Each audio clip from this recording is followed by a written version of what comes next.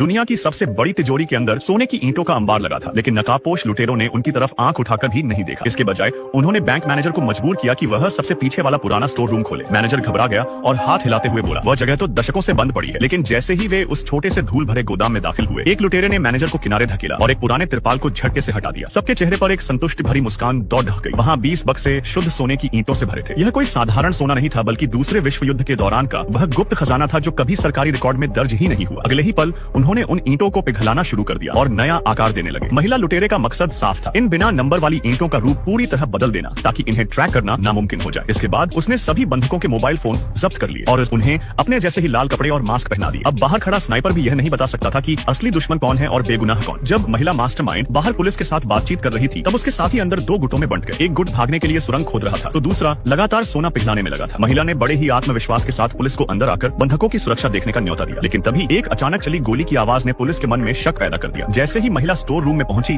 उसका दिल बैठ गया। सोने के लालच में उसके साथी आपस में ही भिड़ गए थे और बात खून खराबे तक पहुंच चुकी थी। स्थिति हाथ से बाहर जाते देख उसने अपना खतरनाक प्लान बी शुरू किया। योजना के मुताबिक एक महिला पुलिस अधिकारी को बैंक के अंदर जाने दिया गया, लेकिन उसकी संदिग्ध हरकतों ने लुटेरों को सतर्क कर दिया। उन्होंने उसे पकड़ा और उसके पास से एक छिपा हुआ कैमरा बरामद किया। महिला लुटेरे ने उस पुलिस अधिकारी को भी अपने जैसे कपड़े पहनने पर मजबूर किया। फिर उसे एक कोने में ले जाकर उसने अपना मास्क उतारा और अपना असली चेहरा दिखाया। उसने धीरे से अपनी पूरी योजना उस अधिकारी के सामने उजागर की। पुलिस अधिकारी हैरान थी और उसने पूछा, सिर्फ मैं ही क्यों? इससे पहले कि उसे जवाब मिलता, एक और गोली की आवाज ने सन्नाटा चीर दिया। वह साथी जो पूरी तरह से पागल हो चुका था, उसने वास्तव में उस दोस्त को खत्म कर दिया जो सुरंग खोद रहा था। महिला की आंखों में क्रूरता की एक चमक दिखाई दी। वह बिना पीछे हटे सुरंग के मुहाने की ओर लपकी और उस आदमी का सामना किया जो अब एक टाइम बम बन चुका था। उसने सीधे तौर पर उसे चुनौती दी, अब से सब कुछ मेरी योजना के अनुसार होगा। उस पागल आदमी के आदेशानुसार महिला ने सुरंग के पास चुपचाप 10 शक्तिशाली विस्फोटक लगाए। फिर वह आधा कदम पीछे हटी और उसे खुद आकर निरीक्षण करने के लिए कहा, लेकिन जैसे ही वह आदमी नीचे झुककर जांच करने लगा, महिला ने तुरंत मौका पा लिया। पूरी ताकत के साथ उसने उसे तिजोरी के अंदर धकेल दिया। धातु की रगड़ की तेज आवाज के साथ